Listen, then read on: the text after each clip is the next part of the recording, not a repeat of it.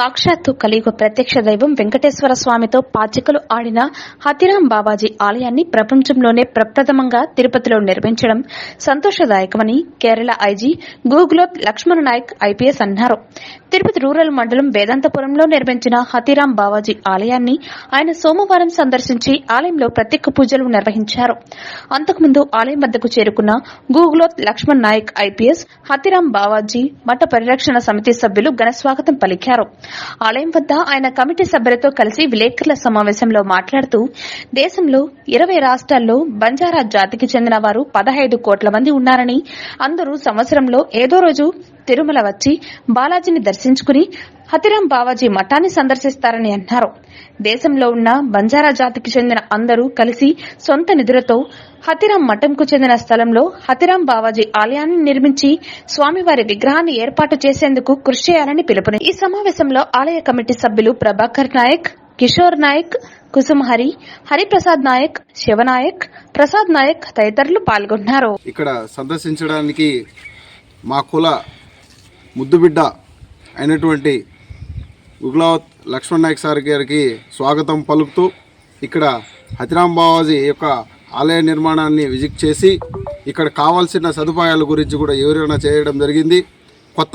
కొత్తగా నిర్మాణం చేసే ఒక పెద్ద టెంపుల్ని ఇంతకుముందే చెప్పాము. మేము కొత్తగా 5 కోట్లతో నిర్మాణం చేసే ఒక టెంపుల్ గురించి కూడా సార్కి మేము చెప్పడం జరిగింది. దాని గురించి ఇంకా ఏదన్నా ఉంటే కూడా సహకారం చేస్తాము. మేము ప్రతి ఒక్కటికి నేను ముందుండి దీనికి నడిపించే బాధ్యత కూడా నేను తీసుకుంటాను అనడం జరిగింది.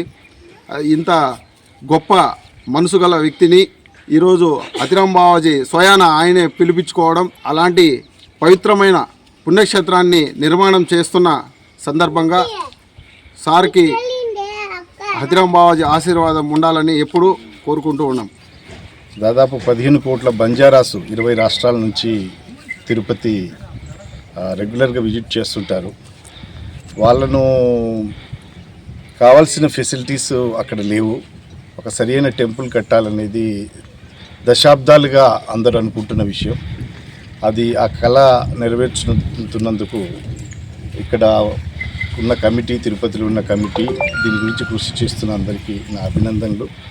ఒక ప్రపంచవ్యాప్తంగా ఉన్న బంజారాలందరూ ఎవరు వచ్చినా కానీ దర్శనం చేసుకునేటట్టు వాళ్ళ కొంత ఫెసిలిటీస్తో పాటు ఒక చక్కటి మఠాన్ని ఇక్కడ కడితే బాగుంటుందని అందరి కోరిక ఆ స్వామి నెరవేర్చబోతున్నారు. దీనికి అందరూ కృషి చేసి ప్రపంచవ్యాప్తంగా ఉన్న బంజారాలందరూ కూడా డొనేట్ చేసి దీన్ని ఒక వరల్డ్ క్లాస్ టెంపుల్గా కట్టడానికి ముందుకు వచ్చి దాన ధర్మాలు చేయాలి, కాంట్రిబ్యూట్ చేయాలి. దీన్ని ఒక మంచి విశేషమైన పుణ్యక్షేత్రంగా తీర్చిదిద్దాలని అందరూ బంజారా సహోదరులు సహోదరీమణులకు అందరికీ నేను కోరుతున్నాను. మీ వంతు మీరు కాంట్రిబ్యూట్ చేసి దీన్ని ఒక గొప్ప క్షేత్రంగా కడదాము.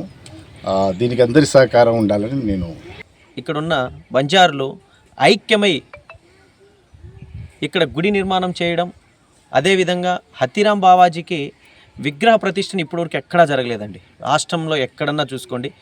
మొట్టమొదటిసారి ఇక్కడ విద్యుత్ నగర్ దగ్గర శిలా విగ్రహం కానీ, ప్రతి ఒక్కటి కాటేజెస్ కానీ, కొండ మీద వెళ్తుంటే బంజారులు ఎవరని అడుగుతున్నారే కానీ బంజారులు కాటేజ్ ఇద్దామని ఒక వ్యక్తి కూడా ముందర రాలేదు.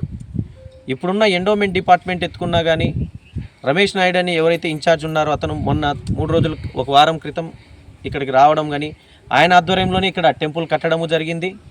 తర్వాత ఎన్నో వేళ్ల తరబడి ఉన్న, నాకు తెలిసి వెంకటేశ్వర స్వామి గారికి 47 సంవత్సరాలు ఆయన సేవ చేసి ఆయనకి పాచికలాడి ఆయన్ని మభ్యపెట్టిన వారికి ఈరోజు కొండ మీద మఠం ఉండడం చాలా మాకు ఆనందమే. కానీ ఆ మఠం అనేది ఈరోజు కూడా డెవలప్మెంట్ లేకుండా మమ్మల్ని వెనకతోయడం చాలా బాధాకరం. ఈరోజు కూడా పెద్దలు ముందుకు వచ్చి ఇప్పటికన్నా తెలుసుకొని, అయ్యా హతిరాం బాబాజీ ఎవరు, వెంకటేశ్వర స్వామి దగ్గర ఏం చేసేవారు, హిస్టరీ పురాతనం చదివి ఈరోజు వీళ్ళందరినీ ఎందుకు బ్యాక్వర్డ్గా తోస్తున్నాం, మనము ఎందుకు డెవలప్మెంట్ అవ్వడం లేదు అని ప్రతి ఒక్కరు ఆలోచించి అక్కడున్న ఈఓ గారు కానీ, ఎవరున్న పెద్దలు కానీ, మరియు మహంతు వారు కానీ, ఎవరైతే హతిరాంజీ మఠంలో పెద్దలు ఉన్నారో వీళ్ళందరూ ఆలోచించి మఠం డెవలప్మెంట్ అనేది చేయాలి. అదేవిధంగా నేను ఎత్తుకుంటే కర్ణాటక గెస్ట్ హౌస్లు ఉన్నాయి, చాలా ఉన్నాయి, అన్నమయ్యాచార్య భవనాలు అన్నీ ఉన్నాయి, వాళ్ళు డెవలప్మెంట్ అవుతున్నాయి. హతిరామ్జీ మఠం మాత్రం ఎందుకు డెవలప్మెంట్ చేయలేకపోతున్నారో మాకైతే తెలియదండి.